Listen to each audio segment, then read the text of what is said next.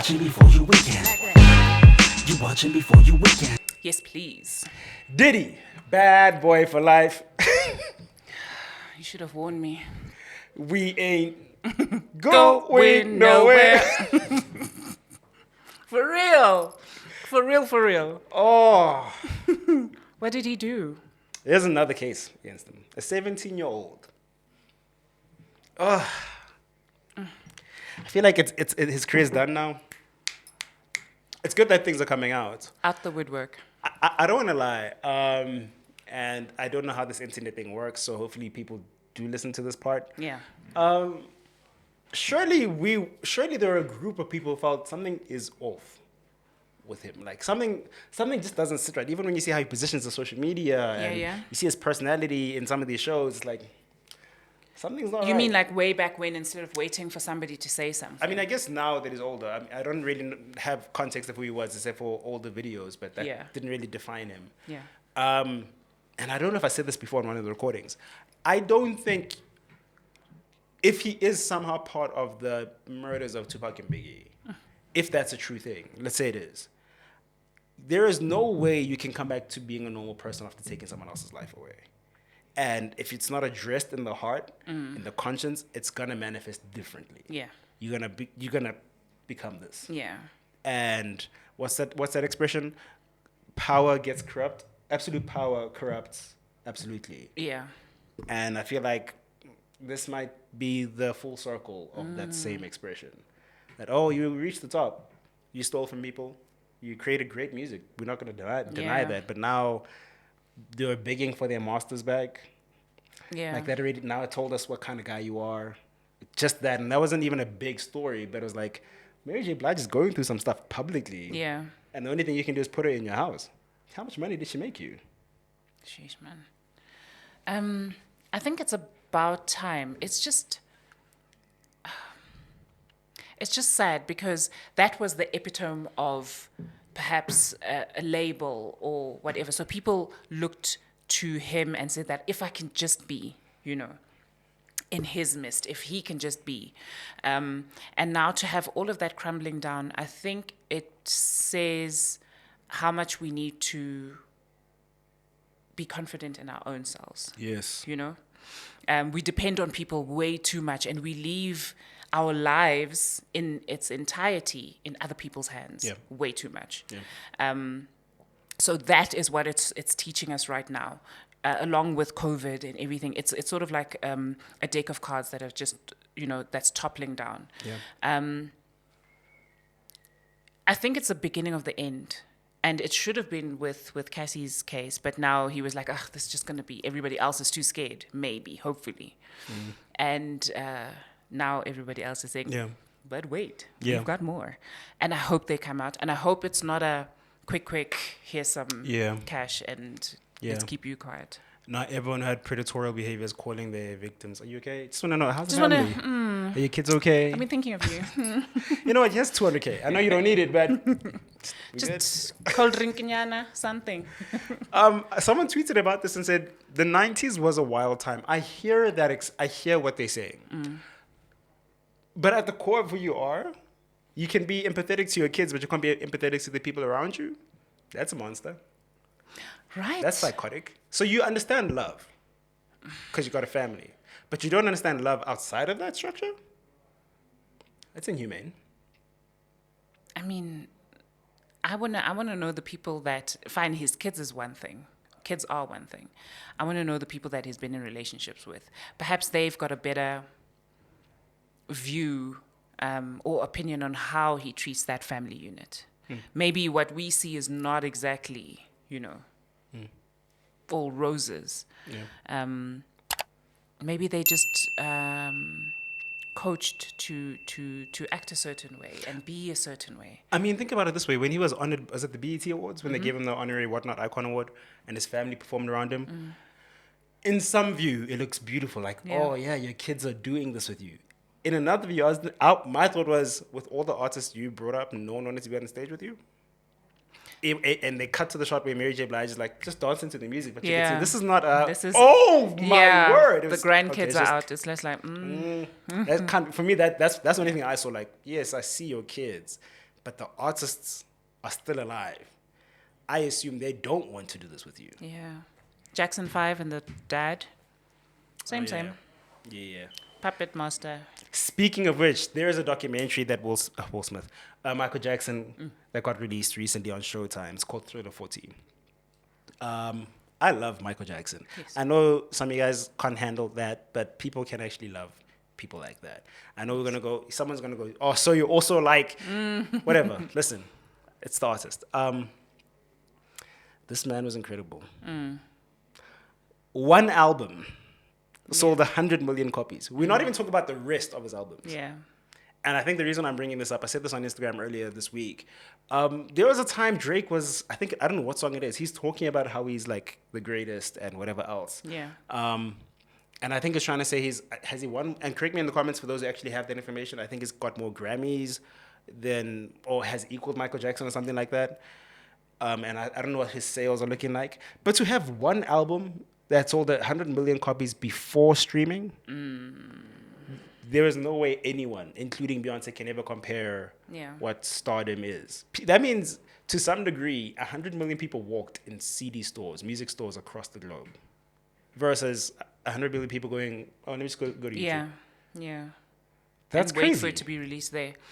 I don't think we realize the megastar that he... I mean, we do. I think maybe we do. But now we try and dumb it down by, oh, but Drake, oh, but Chris Brown, oh, but Usher, and you'll never get that close to his, to the power that he had, to the creative genius that he was. And I don't want to say that, it makes sense, all of the stuff that he did, because how do you, as somebody who is so huge, try and be a mere mortal? The thing is, he tried. How? It was just really hard. He couldn't go to think about it. You can't go to a mall as Michael Jackson. And that's whether you're black or white. See what I did there? Oh my. But whether he was black or whether he was white, it was... that level of celebrity must be insane to live. Yeah. Because now you can't just go, I want to play PlayStation and I just want to chill. I don't want to do anything. Yeah. Look at the royal family. At least they are born into it. Some of them had to learn how to be a certain way, but most of them were born into. So it becomes life. I don't think they learned to be colonizers and thieves. They're born with it. I'm not talking about the art. I mean, that becomes second nature then. They become a colonizer and a thief because it's what we were taught to be. So for him, all he wanted to do was sing and dance, I'm pretty sure. I don't think he asked for... Also, here's another thing. As a creative, you don't create just in J. You want to create and you have to... I think the epitome of being a creator or creating is to see your work go out, being released, right? And if it's just to one person, yay. People like to say, if I can just reach one person. Nah, you want to reach as many people as possible. The money comes after. So I don't think that when he started out, he's like, I don't want to sing for anybody, or I don't want to dance for anybody. You want this thing to be out there. You become ill when you can't release, right? Sharp. And then he releases, and then it's accepted into the universe as genius. And that is where the issue comes in, because all you wanted was to set it out. How it comes back to you, though, is something that you don't even realize. I don't think people realize how amazing they are until it comes back. So, no shame. That's crazy. Okay, the last thing in entertainment that I need to bring up. MTV dropped the hottest MC list in South Africa. Okay. Who do you think was at the bottom? Did you read the list? Nope. Okay, who do you think was at the... I don't think you know a lot of South African rappers. Nope. Okay, so maybe I should just tell you. Number 10 was Touchline. You know Touchline? Nope. How come I don't? No, I don't. Okay, you probably do. You just didn't realize it's Touchline. Okay. I'm going to skip through because some of the rappers I don't know, but I think we kind of got to talk about where they ranked in this top 10 list. Aries 7 with his cult following. which is interesting. Okay. Blackie 6. Yeah. So to some degree that makes sense, but I don't know about 6 being the number. Yeah. Casper was above Blackie, number This 5. is top 10 now. Yeah. Even I'm shocked. Yeah, I don't know. I don't know why Casper's 5. That's confusing. That's marketing. There you go. They That's the conversation we had. Yes, it's. Makasana, We are not here to judge, but it's a marketing. It's marketing. 4 KO. But he got He's it. good. Yeah. Okay. Matlera Doughboy number 3. He did. Listen, I was at the Summer Awards and I saw him perform. The way they framed the stage, Yeah. it's almost like they sent an indirect message to the audience to go, this is the new king of hip hop. Because he ends it off on a platform and they put him on a That's riser right. with all those flames. It's like, no one else got that. Everyone else is on stage dancing. Yeah. But he got the, I'm going to just stand here in a suit and my walking stick and see fire around me. Yeah. I feel like the message was sent like, this is the new hope. This is going to be the savior of hip hop if it ever comes back. But that's the thing that's what I love, is that it's not looking baggy pants, baggy t-shirt. It doesn't look the way hip hop should look or used to look way back whenever. Yep. So that's what I love. I love the fact that people are coming and saying, this is who I am. I just so happen to love this genre or, operate in this genre. And they creating new, how do you even put it? New avenues, I think, for people. It's becoming more and more comfortable for TK to be TK and be out there in the world. You don't have to be anybody else. You don't have to be a Diddy in order to. I'm just because that's where we were. What? I'm just saying. You don't have to be a Diddy. Okay. To say that you're in the rap game, right? So that's what I love. I saw that. It was really, really good. Yeah. Number 2, Nasty C. Why am I saying nasty? I'm in South Africa. Nasty C. Nasty, no, because it doesn't sound right. Hey, It doesn't sound. it's nasty, Doesn't roll off it's the tongue. dance, it's fast. Not fast and dance, it's fast. We in It's South fast, Africa. dance, and nasty C. No. Nasty C. Prove me wrong. Oh gosh. Prove me wrong. It's nasty. Go say C. that in English class again. Nasty. Watch how the English teacher looks at you. And it's Karen. She's still there. Exactly, I know. They haven't replaced her with Tewogo. Because no one wants to be taught by Tewogo in English class. TK, please leave the people alone. Okay, sorry guys, I'm being a clown. I don't want to be taught by Baloy in English class. You do. I don't want someone from Britain because we speak, our vocab and how we express is actually a whole lot better. Number 1, the King of Kings. King of who? He hails from the streets of Bryanston. The North God. Man, into Deleuze, I'm playing. AKA. I was the shock. Because I'm like, no, it's AKA. But then when you say Deleuze, I'm like, how? I think everyone will go, wait, whoa. Delete everything. Rewind. This is the interesting debate. He's never been on the list. He even says that in his last album before he passes away. He said, the MTV list only sharpened the blade. Not even once did they put me first place. Is it not because of the situation now? We sort of like, oh, but man, he's gone. That's what's frustrating me. First of all, the album is a great album. Touch My Blood, his second last album, beautiful album. Yeah. Both are classics. I'm hoping that they weighted his ranking on the quality of the music and not just make money off of the AKA name. Like, I'm seeing AKA's parents go to every interview now. Like, these guys, have you given them time? Yes, they're working, and to some degree it's marketing and honoring the name of AKA, but it's like, you also need to give them time to themselves. I don't know if it's about time, hey? Because if you needed time, you just say no thanks to interviews. Because with the whole Tembe issue, people disappeared. Nobody was giving interviews. Nobody was in the streets. Nobody was on social media. Everybody just laid low. So I think if you really, really wanted to lay low, and I think South Africa is that way. We aren't as intrusive as the media in America and Europe. That forces you. We will ask our questions, and if you say no, then it's no. So I don't think that we the ones that saying, hey, we want an interview. I think they're the ones that like, hey, let's talk so about, let's keep it alive. I think so. Okay. I really think so. Fair point. It's sad that, for me, if that was me, I don't think it's too late. Yeah. Yeah. It's too late. The city of Cape Town is pumping more sewage into the Sea of Hout Bay than that which is allowed. Sus on So you, Cape Town's guys. full of shit. Sus. Actually, that should be the headline. Why Cape Town's full of shit because everyone's going there. Wait, now, do you think they're going to stop going there because you decided to use a No, vulgar word?